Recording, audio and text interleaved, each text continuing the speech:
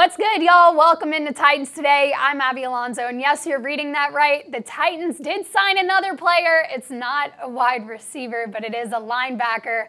I'll tell you a little bit about that signing that happened yesterday, but before I do, make sure you share this video. We're trying to grow the channel. We're trying to make sure that as many Titans fans as possible get this coverage that we give to you almost every day.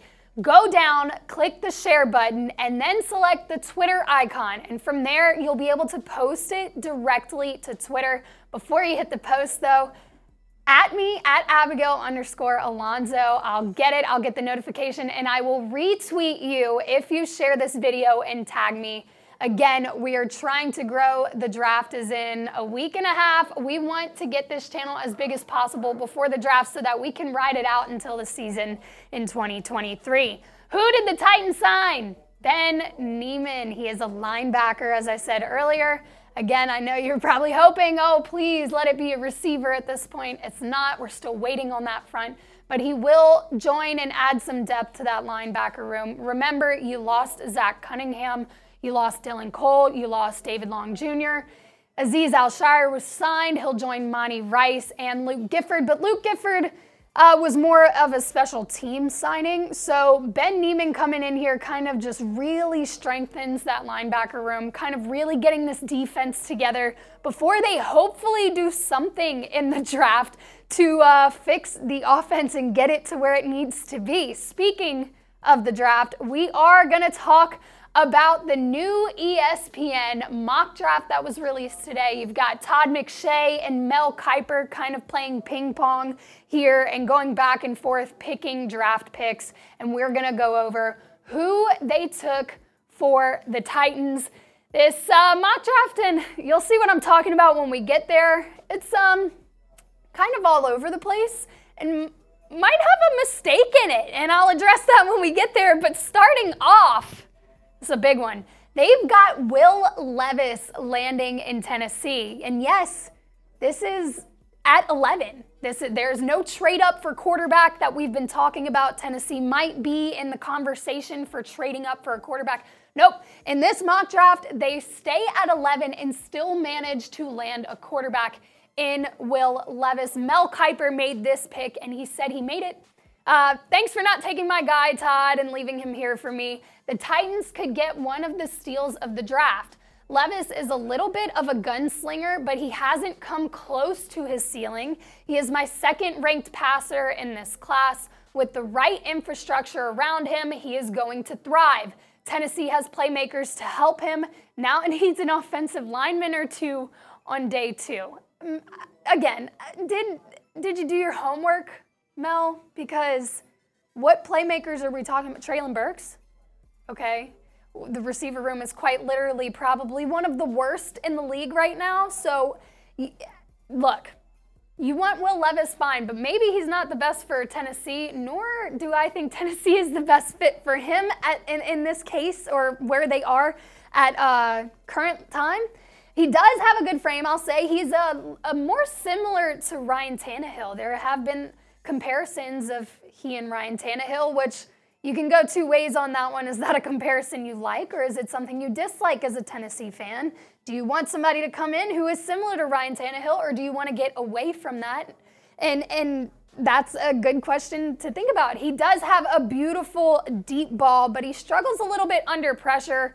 And I want to say he makes some Carson Wentz-like mistakes, just kind of silly, didn't need to happen kind of things.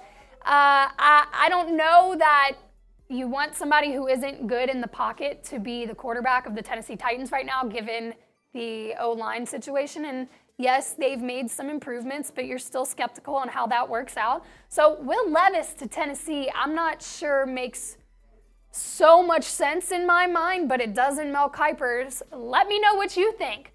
Should the Titans draft Will Levis at number 11? That is, if he's still on the board, because remember, there are a lot of quarterback-needy teams in this draft this year. He could very well be off the board much earlier. But if he's there at 11, would you draft him? Type Y for yes, type N for no. Head down to the comment section and let me know. The next pick that ESPN has in their mock draft is a little bit controversial for more than one reason. One, this is a tight end. Darnell Washington is a huge guy. He is a unit. When I say huge, I don't mean like, oh, he's big. No, he is massive. He's 6'7", okay? Huge tight end, would add some depth to the Titans' tight end room, but I don't know that Mel Kiper knew he was talking about the Titans when he made this pick. And here, just read the quote, and I'll explain why I say that in just a moment. This is the point right here. He says, it doesn't make sense, whatever. I gave the Saints a defensive tackle in round 1 when I thought hard about a tight end. Now let's snag that tight end. Washington is a mismatch in the pass game and a really solid blocker in the run game. He could thrive in the NFL with more targets. That quote, I really feel like he thought he was drafting for the Saints when he wrote it. Oh, I took a different position in round 1. Now I want to take a tight end for the Saints now. You're talking about the Titans, bro. Like, wrong team. Or maybe he was talking about the Titans and just referred to Darnell Washington as being the player he thought about drafting for the Saints in round 1. Either way, it's confusing, and I don't know how I feel about the move as well. I will speak to Darnell Washington being a good tight end. Like I said, the guy is 6'7", 272 pounds, and he can move. He is extremely cut and lean for being such a big guy, which, I mean, you've got a unit coming at you with the ball. He runs tough. That is absolutely a weapon you probably want on your offense. He's a really good blocker. He's got great power, obviously. He's huge. And he has a lot of untapped potential. Probably needs to be coached up a little bit in the route running, but could absolutely do some damage for an offense if he does get that coaching. And the third pick of this ESPN draft is one of my favorite, Cody Mauch, to Tennessee. ESPN projects that he goes at number 72 to the Titans. And guys, this is a character I feel like if he were to land in Tennessee, he would probably be a fan favorite just because of his appearance and kind of mean, not mean, but like aggressively good football player kind of mentality. Todd McShay made this pick. Mel Kiper made the first two, but Todd McShay said, building up the rest of the offense won't mean much if we ignore the O-line. Preach. Which allowed 49 sacks last season, which tied for the 5th most. With short arms for an NFL tackle, Mauch might be a better fit at guard, but there's no doubting his explosion and ability to lock on in pass protection. Ryan Tannehill and or Will Levis would be happy with this pick. He's good in pass protection. That's a great move here.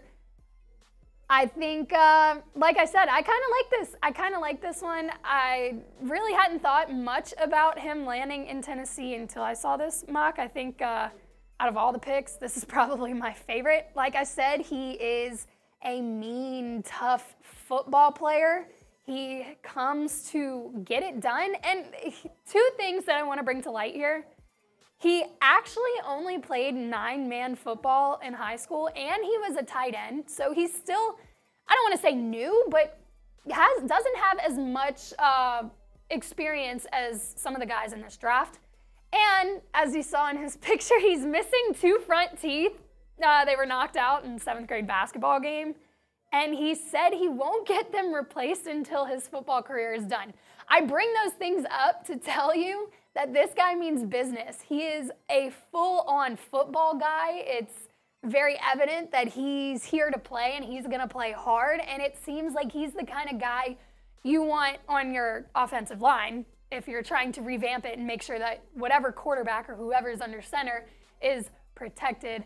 I do like this move. Like I said, I think this is my favorite one. I'm not crazy about Will Levis, and I really think the Darnell Washington pick was a mistake, which just tells you how much ESPN cares about the Tennessee Titans, right? We care about you, though. Anyway, grade ESPN's Titans mock draft, A, B, C, D, or F. I'm going to have to give it a D solely because I think there was a huge error here. I'm not crazy about the picks, but I think there really was a big error. We will make sure that you are covered. Make sure you give me a grade in the comment section. We're going to be having all kinds of draft coverage coming at you heavy in the next week and a half. So make sure you hit that sub button, and we'll see y'all soon. Tighten up.